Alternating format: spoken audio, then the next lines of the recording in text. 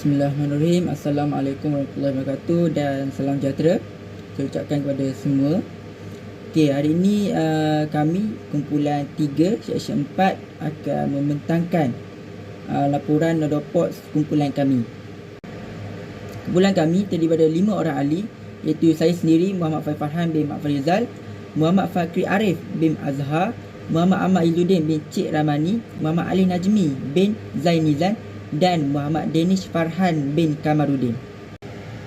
Okey, baik, saya akan terangkan pengenalan laporan Nodopods kumpulan kami kepada anda semua pada hari ini. Okey, kita jarang dengar perkara ataupun ilmu berkaitan dengan Nodopods. Kita jarang dengar dan kita kurang didedahkan dengan apa sebenarnya Nodopods. Okey, untuk pengetahuan anda semua, Nodopods ialah notification of accident, dangerous occurring, poisoning and occupation disease. Okey, sebenarnya untuk informasi kita semua bahawa Nodopods ni banyak digunakan ataupun dikuat-kuasa. Okey, dikuat-kuasa di United Kingdom. Tapi negara kita juga menggunakan Nodopods supaya apa? Supaya kebajikan, kebajikan pekerja dan majikan terjaga. Okey. Nodopods ini diwujudkan adalah untuk mengenal pasti punca kepada sesuatu masalah ataupun kemalangan itu berlaku, supaya pada masa yang akan datang kita dapat mencegah kemalangan tersebut daripada terus berlaku. Jadi kita dapat tengok pentingnya Nodopods ni dalam bidang pekerjaan. Okey, jadi kumpulan kami telah membuat beberapa kajian berkaitan dengan Nodopods untuk mengetahui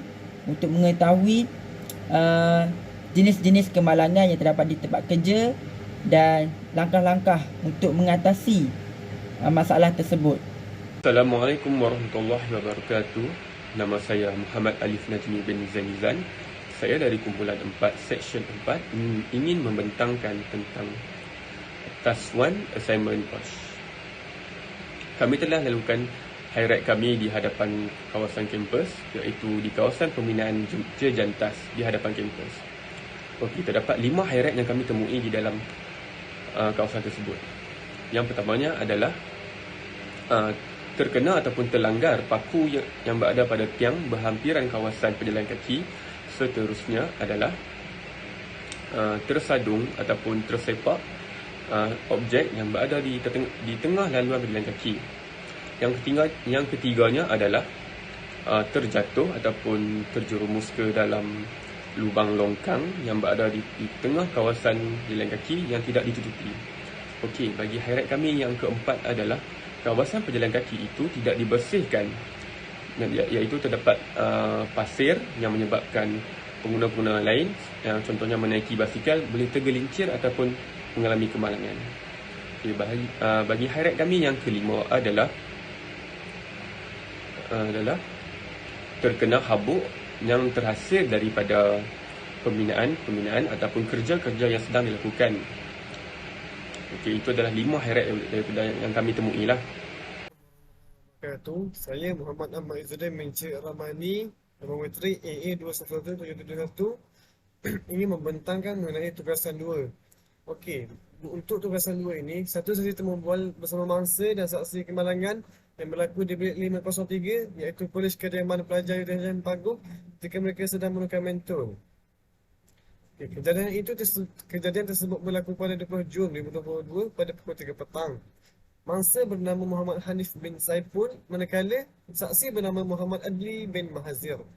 Kedua-dua mangsa dan saksi berumur yang sama, iaitu 19 tahun dan merupakan pelajar UTHM Course Electrical Engineering. Untuk mangsa dan saksi, mangsa mengalami kemalangan kerana seorang mereka terlanggar saksi dan menyebabkan saksi terlanggar kerusi yang digunakan oleh mangsa untuk mencapai mentol lampu. Kesannya, mangsa terjatuh dari kerusi. Seterusnya, mangsa mengalami kecederaan di bahagian lutut dan buku lali dan dirawat di PKU UTHM, iaitu Pusat Kesihatan UTHM, Universiti UTHM. Seterusnya, tiada sebarang kerosakan harta benda yang berlaku. Okey, untuk cadangan penambahbaikan, Ketika ingin menukar mentor lampu, kita perlulah menggunakan alatan yang sesuai seperti tangga untuk mencapai tempat yang tinggi kan. Tangga ini lebih stabil dan lebih selamat untuk digunakan. Seterusnya, kita juga perlu menghubungi pihak yang selayaknya untuk membaiki sebarang perkakasan elektrik di dalam rumah supaya kemalangan dapat dielakkan.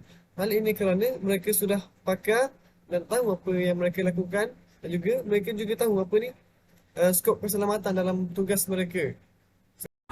Assalamualaikum warahmatullahi wabarakatuh. Nama saya Muhammad Fakri Arif bin Azhar.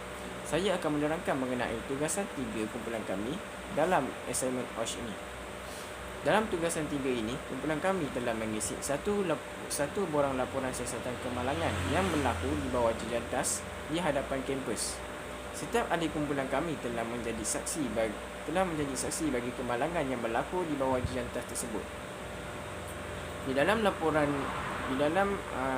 borang laporan siasatan kemalangan tersebut mempunyai pelbagai jenis maklumat yang perlu diisi, sepertinya ialah nama mangsa, jenis kecederaan mangsa, jenis rawatan mangsa, tempat mangsa dirawat, dan juga perincian yang berlaku ketika mangsa terluka.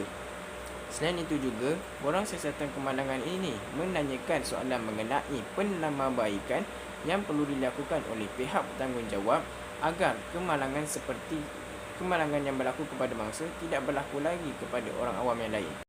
Assalamualaikum warahmatullahi wabarakatuh. Nama saya Muhammad Danish Farhan bin Kamaruddin, nombor matrik AA212960, dan saya akan membentangkan tentang kesimpulan. Kesimpulan daripada tugasan kami mendapati bahawa laporan nado pos adalah sangat penting untuk sistem keselamatan pekerja dan kesihatan serta punca kejadian sesebuah kemalangan. Yang pertama, kita telah belajar cara atau teknik untuk mengenal pasti sesuatu hazard di sesuatu tempat. Yang kedua, kita telah berjaya menemu bual saksi dan mangsa di tempat kejadian untuk mengenal pasti punca kemalangan. Dan akhir sekali, kita telah mengisi borang siasatan kemalangan melalui maklumat yang didapati daripada soal siasat atau sesi temu bual yang telah dijalankan pada sebelum itu.